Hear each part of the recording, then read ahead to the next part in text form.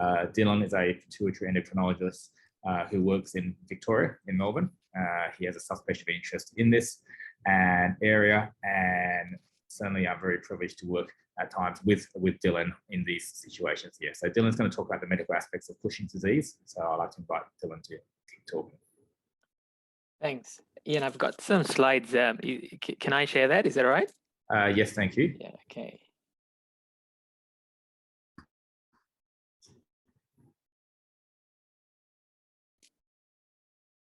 All right. Can you see that all right? Yes. And you can hear me loud and clear? Indeed. Okay. All right. So I think thanks a lot, Jack, for sharing all your experiences. And I might try and put some context of your journey into my talk now that I've heard you speak as well. I'll focus obviously on the typical presentation of Cushing's, and your presentation is, as you described as well, is certainly not typical. And then of course I'll spend quite a lot of time just trying to make everyone understand as to why this is so difficult to diagnose in terms of a condition. And then of course I'll touch broadly on the different modalities, and medical therapy being one, but I'm sure the speakers that are to follow will also touch more on some of these aspects. So I think it's probably important to first understand how cortisol is being produced in the body. This is just a very simple diagram showing that, and I'm not sure whether you can see my cursor here, but cortisol gets produced from the adrenal glands, two glands that sit on top of the kidneys, and the production of cortisol gets a signal from the brain. It starts off at the hypothalamus, which is a part of the brain that produces a hormone called CRH. CRH signals to the the pituitary gland, which also is in the brain at the base of the skull, and that produces ACTH. Now, ACTH then signals downward to the adrenal gland for the production of cortisol, and this is the so-called hypothalamic pituitary adrenal axis of hormone productions, and there are different factors that will regulate this. Now, in terms of Cushing's syndrome and then its causes, it's broadly divided into what we would call ACTH dependent Cushing's and ACTH independent Cushing's, and that really depends on where the problem is originating from that causes Cushing's or the excess cortisol production. Now, a vast majority of cases tend to be ACTH dependent Cushing's, and of them pituitary tumors or pituitary causes tend to be the majority of those ACTH dependent cases of Cushing's. So what that means is there's something in the pituitary gland itself, often a tumor, that will then produce an excess amount of ACTH, then signals downstream for excess production of cortisol, which comes from the adrenal gland, but the problem originates in the pituitary. There are ectopic sources, and what's meant by that is that there can be other areas of the body that produce ACTH in excess, but certainly not the common source of ACTH. In ACTH independent Cushing's, essentially there are adrenal nodules either on one or both adrenal glands, which will cause the excess cortisol production from the adrenal gland itself, and there isn't a pituitary or higher problem. Now, this diagram shows you how cortisol is produced in the body, and understanding this does help understand why perhaps this is such a difficult condition to diagnose. In a said individual, there's the cortisol production can vary quite a lot depending on which time of the day you're looking at. We certainly tend to have higher amounts of cortisol in the morning, preparing us for the day, waking us up, and then as the day progresses, the cortisol levels tend to drop off. These cortisol levels hence vary even in a given individual, depending on what time of day you're looking at, and also in between individuals as well, and providing reference ranges for each for how you measure cortisol, particularly in the blood, can be difficult. So this is the normal rhythm of cortisol production, and this diurnal rhythm of cortisol production is lost in Cushing's, where there's a pathological excess of cortisol. Now, this diagram certainly shows some of the more typical features of Cushing's, and as you did, Jack, and if you Google Cushing's, you'll see a certain person, a person that looks like they're Cushingnoid. And these are some of the typical features. In the face, you can have acne, red-looking cheeks with puffy-looking face, with thinning of hair. In the body, you get excess body hair growth, a lot of weight gain, particularly centrally in the abdomen, giving rise to a pendulous abdomen, and there can be purple, particularly purple stretch marks, with easy bruising and thinning of the skin, and thinning of the muscles and atrophy of the muscles causing muscle weakness, but there could be fat pads as well, particularly along the back. So apart from these external features, there's a lot of, and this is why we worry about this, the increased morbidity and mortality of Cushing's comes from the obesity, the diabetes, the high blood pressure, the osteoporosis that it can cause. But if you looked at discriminatory features or features which are specific to Cushing's, you'll see the thinning of the skin, the spontaneous bruising, the muscle weakness, these purple striae. They're the more specific features. But of course, you know, the other metabolic conditions, as you can imagine, are very common in the population as well. Now, this slide shows how we would initially screen for Cushing's, and screening tests for Cushing's have sort of evolved into this because how difficult it is to just do a single blood test and just say someone's got high cortisol. And we tend to try and measure it in different, how cortisol appears in different bodily secretions. And so we use urine, saliva, and blood to try and get a sense of whether someone's got cortisol excess. And so if we were doing a urine test, we'll collect it over 24 hours and see what the cortisol is. Similarly, you know, you can try and measure salivary cortisol to look for that lack of diurnal rhythm where at late nights you expect low cortisol, but if the cortisol levels are raised, then you try and get a sense that it may be pathologically up. If you're measuring it in blood, then we, apart from just doing cortisol levels themselves, a 1 milligram of dexamethasone could be taken, and then a blood sample followed by that to see if the levels remain high. So we try and screen in a few different ways, and we do repeat these tests on multiple occasions, but particularly because these levels can vary, and there's certainly about 20% false positives that we can get by screening in that way. So you do have to have what we call a clinical suspicion to go along with some of these screening tests. Now, that screening is done because those tests, as cumbersome as they may seem, are still probably simpler than going on to more further testing. And we do have tests, then patients will proceed to confirm their diagnosis of Cushing's. And on screen are a few different tests that may be utilized depending on which center you end up presenting to. In Melbourne at St. Vincent's Eye Center, certainly utilizes the third test, the intravenous dexamethasone suppression test, as our test of choice.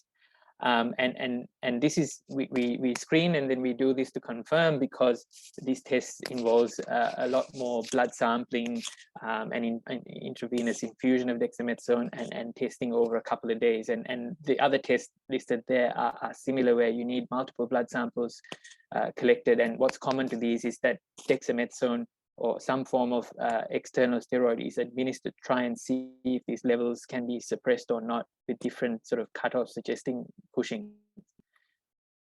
This is a busy slide, and I'm not going to go through all what you see here, but essentially, once you confirm someone to have Cushing syndrome confirmed biochemically, then we try and work out, as I showed you with the causes initially, is this ACTH dependent or not, and where along that pathway that I showed you earlier is the problem.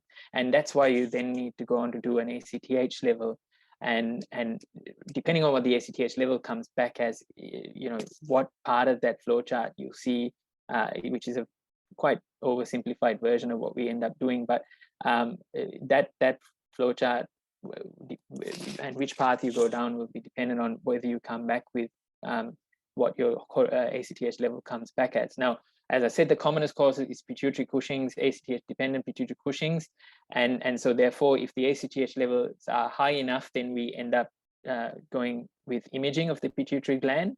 And of course, in the more straightforward cases, a clearly identified tumor will be seen on a scan, and if it's big enough, it'll be attributed as the source of the problem, and often people will proceed to have surgery without too much other testing, and that's a more straightforward case.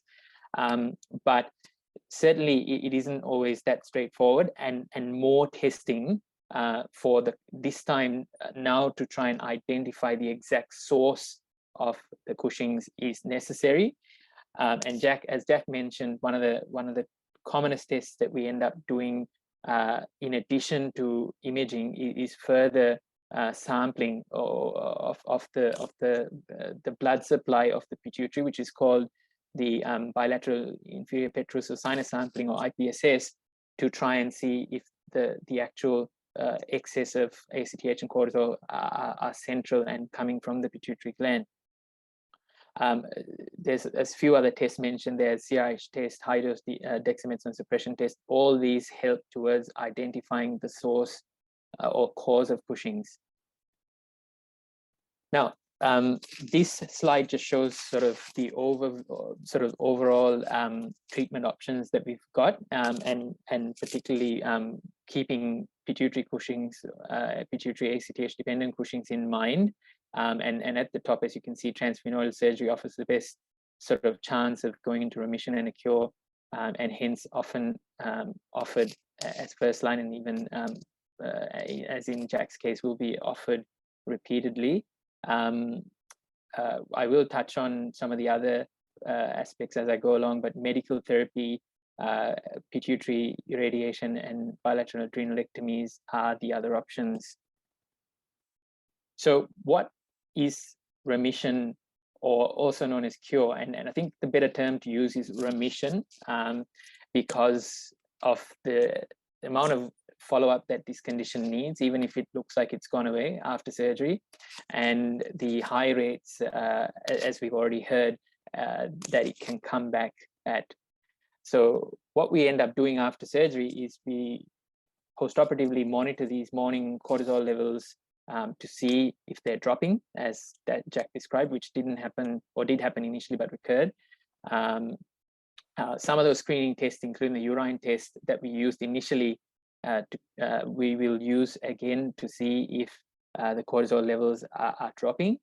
Of course, from a symptomatic perspective, whilst excess cortisol in itself can cause symptoms, patients may feel worse initially than they did preoperatively. Often a good sign, although it's hard to convince people that they're getting better, but that's because the relative cortisol deficiency that could be occurring that causes a different set of problems. And we do find ourselves having to give hydrocortisone back after surgery, especially if patients look like they're going into remission, and that will depend on some of their levels. Now, in terms of someone who's gone into remission, they still need very close follow-up every few months initially. We're monitoring for the pre-dose cortisol levels. If they have ended up on hydrocortisone because their levels were quite low straight after surgery, we will monitor to see if their body kicks in, the rest of their pituitary gland can kick in and produce cortisol again, because the normal pituitary would have gone to sleep if there was a discrete area that was producing a lot. So when you take the tumor out, normal pituitary will not work normally, but then if they are on hydrocortisone, you'll see that sometimes they can then be weaned off, and that could be months to years before they are weaned off it. And this is for someone who's gone into remission. Now, we've discussed this. Recurrence is what we always monitor for, even if you're in remission. And it will depend on individual centers and surgeons as to how likely they are to recur. But broadly speaking, across the literature, there's about a 25% chance of a recurrence on a 5-year follow-up. And if you haven't ever gone into remission, as in Jack's case, and the cortisol remains high after surgery, then of course the discussions of those various modalities that I've listed are necessary, and that's when a repeat discussion about transphenodal exploration needs to be had. Sometimes there are areas left behind that cannot be safely approached surgically. We talked about the concept of taking half the pituitary out. So these are the options surgically. Of course, we're going to hear more about radiation, and I've just put some broad sort of chances of remission with those there, but chance of about 60 to 80% remission rate depending on radiotherapy. And the problem is that you are left with a chance of, and about a 1/3 chance of losing other hormonal axes, pituitary function, what's called hypopituitarism. Medical management is used in different settings, and I'll touch on that shortly. And we'll hear more about adrenalectomy as well, which is very much in Cushing's still last resort.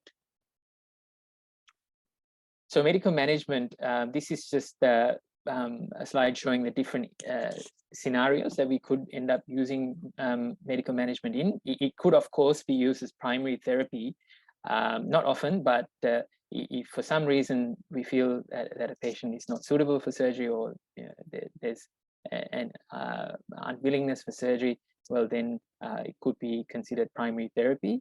It's often second-line therapy in place of something like repeat surgery or radiotherapy. And it also can be used as an adjuvant or add-on whilst awaiting the effects of radiotherapy as well. We do use it preoperatively whilst awaiting transphenodal surgery as well. Especially we've had to do that with COVID as well in a few instances, if surgery is being delayed or there's a high-risk patient. Listed on screen are different medications that can be used. And again, two levels are targeted with these different medications. Essentially, there are the ones that act on at the adrenal level and reduce the cortisol production at the adrenal level. What we and the commonest drugs that we find ourselves using are either metarapone or ketoconazole, and these can normalize the urinary cortisols in about half of people.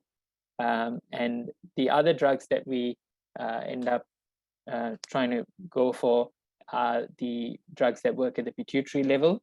Cabergoline and pasireotide are two common ones that we end up using, and get 20 to 40% of normalizing of free cortisol with that. So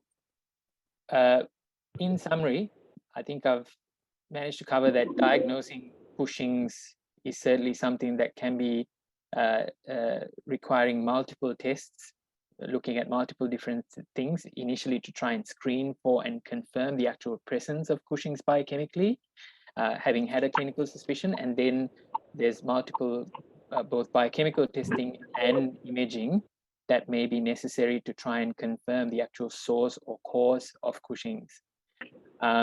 Cushing's disease, which of the pituitary, the ACTH dependent form of Cushing's that comes from the pituitary, should be initially managed surgically to allow the best chance of remission. Unfortunately, there's still a reasonably high rate of recurrence, about a quarter of people recurring. There is definitely no ideal medical therapy, and success from medical therapy is not nearly as successful than compared to some of the other modalities. Metarapone and ketoconazole work at the adrenal level, inhibiting the adrenal production of cortisol, and cabergoline and pasireotide work at the pituitary level to inhibit the signaling. A majority of patients can achieve some form of disease control, but will end up needing multimodality therapy, initially surgery, maybe an add-on of radiotherapy, and some medical therapy whilst the rest of the therapy works. As a final resort, bilateral adrenalectomy, where the cortisol production eventually comes from can be considered if none of the other options have seem to work.